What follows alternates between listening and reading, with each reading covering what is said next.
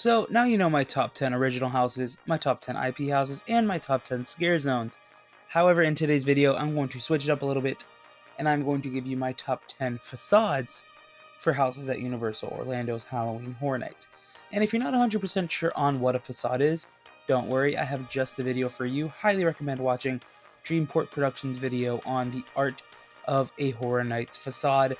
Very detailed, goes all the way back to Fright Nights, bringing it into present day, explaining to you the history of the facades. So highly recommend checking that out. But we are here for my top 10 facades, so let's dive straight into it, starting off with my number 10, and that is Dollhouse of the Damned from HHN 24. Now the facade, while simple, was very effective. The house itself made a face, and it was made out of tiny little dolls.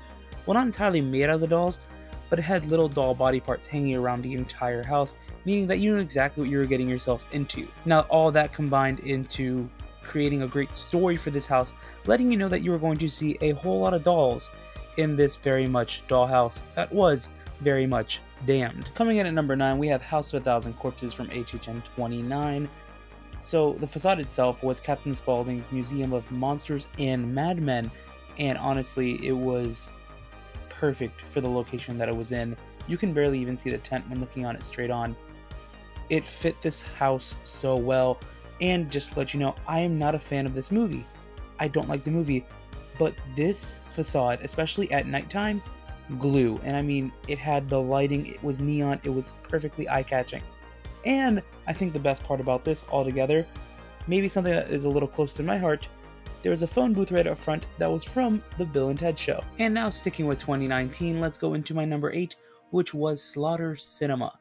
Now this house itself from the outside, I've said it multiple times, had such a beautiful facade, and it was very kinetic. I love when something just flows. Essentially it was going into a drive-in theater, and you had cars parked up front, and you had something projected on the screen at all times, showing you previews for the movies that you were about to see, or just showing you some Horror Nights Easter eggs, which was really nice.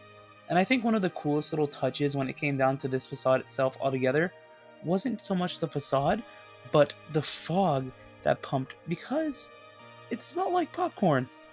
It was a great addition. And for my number 7, I am going to HHN 30, and that is The Haunting of Hill House. And no, I'm not talking about the vinyl that was on the outside. That's not the facade. The facade for this house was as soon as you walked in and you saw the actual Hill House itself, with the lighting package, with the different character in the window. It was glorious, and it was one of the most beautiful things I've ever seen. Bringing the actual Hill House to life from the show was just chef's kiss perfection. And now coming in at number 6, we have Body Collector's Recollections. And if I were to tell you that this facade was probably one of my favorite facades for years on end, I would not be lying to you. It was beautiful, it was glorious. It was being able to see Shady Brook Asylum for the very first time with my own eyes. And not even that, it was seeing a rundown Shady Brook Asylum. It was snowing, there was thunder, there was lightning. Everything together culminated in such a horrified atmosphere that it really lets you know that you're going into some impending doom. And honestly, 10 out of 10 when it comes down to facades. And now we creak into the top 5, and cracking in that 5 spot is Dead Man's Pier Winter's Wake. And this facade was more than just a facade. Of course, you had the Captain's Widow's Bar, you had the statue in the front with the violinist, but my key thing that I love this facade for the most, like I said, I love things that are kinetic, and I love kinetic energy going through an entire location. There was a lighthouse that was just going off, and this lighthouse, believe it or not, was at the midway point of the house. So halfway through the house, you had this light running, and you could see it from the beginning, and honestly going throughout the whole house you could see it too, but the fact that you could see it at the beginning showed you a beacon of something that you're going to be going towards, which was really solid. And now, speaking of kinetic energy, going into my number 4, we are going to talk about Jack Presents 25 Years of Monsters and Mayhem. And this facade was my favorite facade for years. When I tell you that when I spoke of the facade that I fell in love with, it was this one. It was this facade. The fact that there was the yellow lights blinking back and forth, the icon spinning on a pendulum, Jack's face in the center, or even hearing Jack speak out loud to you, telling you to come closer. It was a perfect facade, and honestly, there's a reason it's in the top 5. And now at number 3, we have the Wicked Growth Realm of the Pumpkin. And all I need to say for this facade, and I could probably move on from it, is pumpkins. However, I don't want to do that. I will elaborate. This facade was glorious. It's honestly one of the best facades we've ever had for a sprung tent, probably the best. The fact that you had a whole entire pumpkin portal that you were walking through to go into the house was just fabu, and having the giant pumpkin towers left and right before going into that tunnel were really nice. It's such a simple concept, but it is executed in such a great way that it just looks fantastic. And to add on top of that, whenever it turned into nighttime and it started to get a little bit darker, those pumpkins lit up, meaning that at night this added for some amazing picturesque moments of this facade itself. So it made it a perfect experience to see. And now my number 2 is Carnival Graveyard Rust in Pieces. Now this is another thing where I said I love kinetic energy.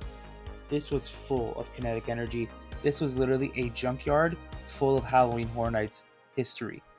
Everywhere you looked, every possible way you could have looked at this facade, you were seeing a Horror Nights Easter egg from the past, and it was glorious. I wish they would do something similar to this again, but it's highly unlikely. But this facade was perfect when it comes down to HHN lore, and I'm a nut for HHN lore, so this was perfection when it comes down to that aspect of it, and it really lets you know what you were going to see throughout the entire house, as the whole house featured things from Horror Nights history as well. And normally this right here is the spot where I give you my honorable mentions.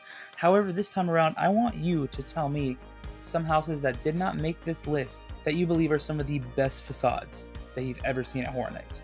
I want to know what I missed. Let me know down below. But with that out of the way, let's get to my number 1, and my number 1 is Dead Waters. And this was honestly a facade that always left my jaw on the ground. It was literally perfect. Seeing a ginormous riverboat just here capsized, no. Seeing a ginormous riverboat right there in the middle of this soundstage was mind-blowing.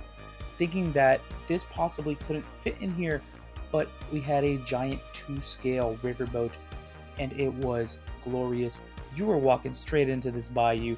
The house itself, like the facade, started on a dock, so you walked on this dock past some gators, past some like creaking sounds that sounded like you were in a bayou, straight into this actual riverboat, and truly it was glorious and beautiful.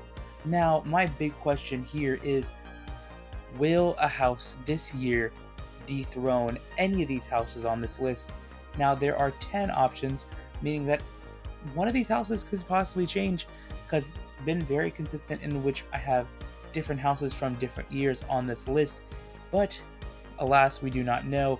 We will find out at the end of this week nonetheless. So if you guys like this video, please do me a favor and give it a thumbs up.